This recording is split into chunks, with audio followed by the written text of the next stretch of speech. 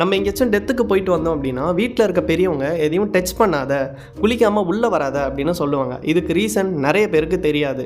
ஏன் அந்த மாதிரி சொல்கிறாங்க அப்படின்னா, மரணம் நடந்த சில நிமிடங்கள்லேயே நம்ம உடம்புல இருந்த குட் பாக்டீரியா எல்லாமே செத்து போயிடும்.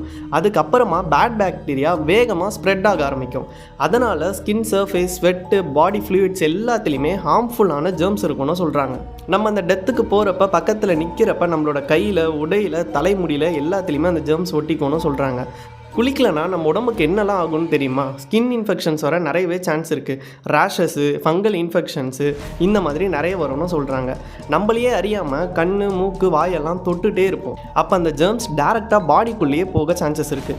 இம்யூனிட்டி பவர் ரொம்பவே கம்மியாக இருக்கும் அவங்களுக்கு. Fever, stomach upset, viral infections கூட வந்துடும்னு சொல்கிறாங்க. அது மட்டும் இல்லாமல் நம்ம குளிக்காமல் வீட்டுக்குள்ளே போயிட்டோம் அப்படின்னா பெட்டு, சோஃபா, ஃப்ளோரு, டவல்னு நம்ம எதையெல்லாம் டச் பண்ணுறோமோ எல்லா இடத்துலையுமே ஜெர்ம்ஸ் பரவிடும். அதனால தான் குளிச்சுட்டு வீட்டுக்குள்ளே வான்னு சொல்கிறாங்க.